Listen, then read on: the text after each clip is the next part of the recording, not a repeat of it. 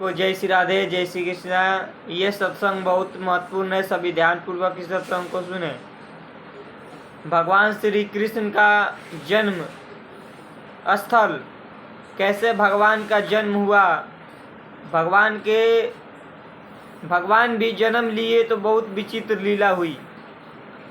श्रवण करते हैं भगवान की विभिन्न लीलाओं में। भगवान तो कई लीला किए हैं, पर भगवान श्री कृष्ण के अवतार लीला बहुत ही महत्वपूर्ण है। इसे ध्यानपूर्वक सुने। जब भगवान श्री कृष्ण के जन्म का समय आया, तब शुभ लक्षणों से युक्त बड़ा सुहावना समय प्रारंभ हो गया।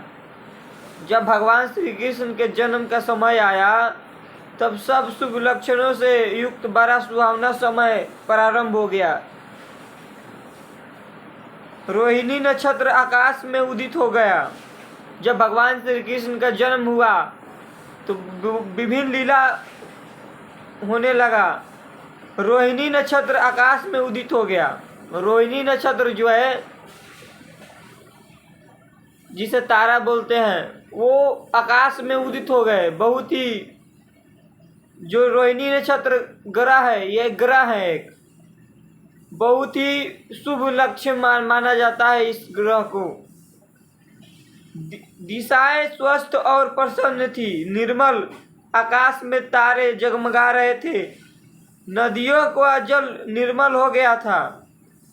जितनी भी नदियां थी, नदियों का जल सब निर्मल हो गया था जब भगवान श्री कृष्ण का जन्म हुआ। सरोवरों में रात्रि के समय में भी कमल के पुष्प खिल उठे। वृक्ष की डालियां रंग बिरंगे फूल से लद गई थी। जब भगवान श्री कृष्ण का जन्म हुआ, उस समय रोहिणी नक्षत्र का एक ग्रह आकाश में उदित हो गए।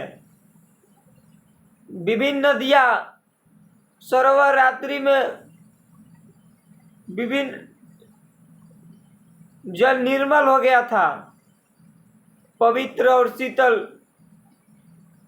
वृक्षों की डालियां रंग बिरंगे फूल से लद गई थी।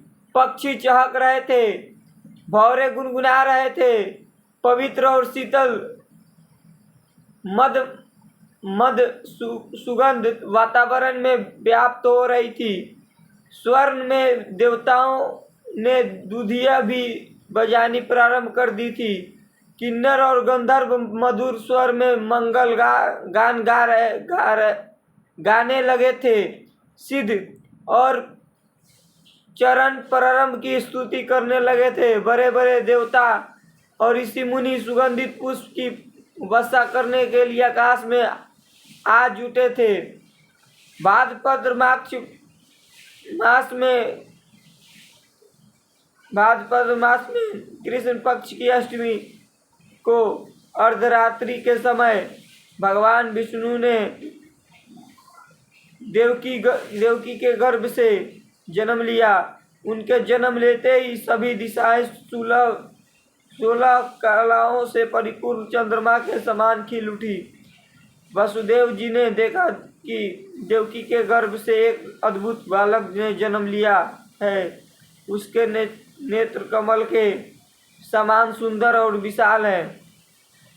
भाद्रपद मास में कृष्ण पक्ष की अष्टमी को अर्धरात्रि के समय भगवान श्री कृष्ण ने देवकी के गर्भ से जन्म लिया। माता देवकी के गर्भ से भगवान श्री कृष्ण ने भाद्रपद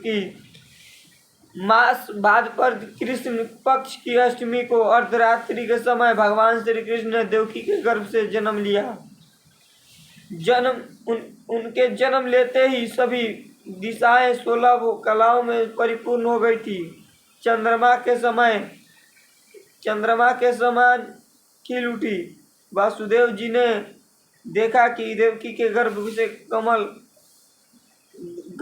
एक अद्भुत बालक जन्म लिया। वासुदेव जी ने देखा कि देवकी के गर्भ से एक अद्भुत बालक जन्म लिया है। उसके नेत्र कमल के समान सुंदर हैं और विशाल हैं। उसके वक्ष स्थल पर वास्तविक का चिन्ह है। उस वर्ण निर्मल नीलमणि समान श्याम है, उसके बाल घुंघराले हैं, उसके शरीर से सूर्य रश्मियों के समान आभा प्रकट हो रही है। बालक को देखकर वसुदेव जी और देवकी के चेहरे खिल उठे थे, परंतु साथ में ही उन्हें यह भय भी सताने लगा कि कहीं कंस इस बालक के जन्म की सूचना पाते ही आ धमकेगा और इसे मार डालेगा। भगवान को जन्म लेने से पहले वासुदेव जी को भय हो गया, कहीं ये बालक को भी कंस ना मार डाले। परंतु साथ ही साथ यह भय भी सताने लगा कि कंस इस बालक के जन्म की सूचना पाते ही यहाँ आ धमकेगा और इसे मार डालेगा। बालक की रक्षा सुरक्षा के लिए उन्होंने ईश्वर से प्रार्थना की, हे प्रभु, मेरे इस बालक को दुष्ट कंस से बचाइए। इस बालक के नामकरण के अवसर पर मैं ब्राह्मणों को 10,000 गौ दान दूंगा। प्रभु, प्रत्येक जीव में आपका ही अंश विद्यमान है। यह बालक तो साक्षात आपका ही अंश है। आप स्वयं समस्त कर्मों, गुणों और विकारों से रहित हैं, फिर भी आप इस जगत की दृष्टि, स्थिति और प्रलय के आधार पर हैं। गुण प्रत्येक जीव में आपका ही अंश विद्यमान है। भगवान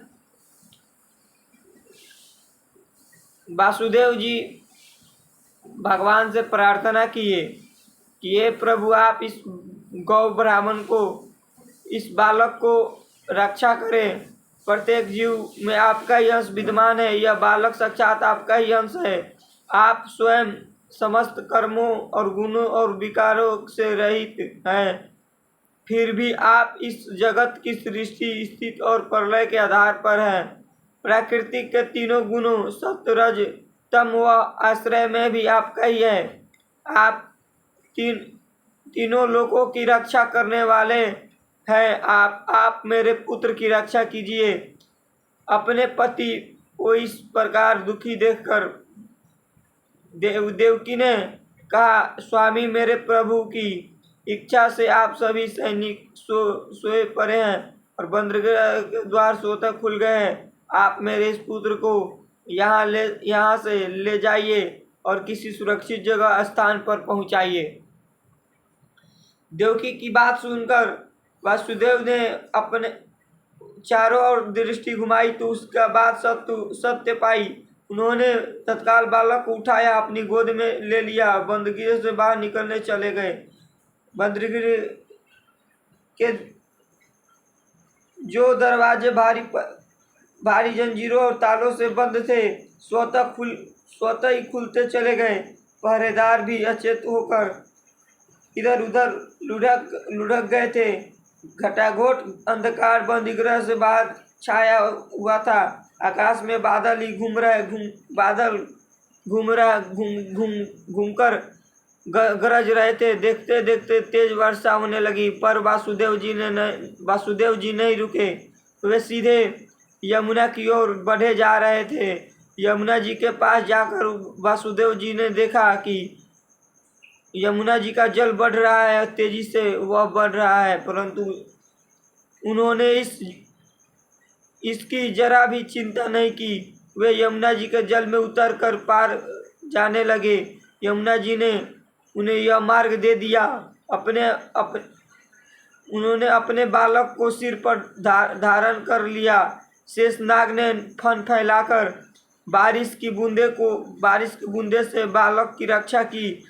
कुछ ही देर में उस उफनती हुई यमुना जी के ने पार कर दिया।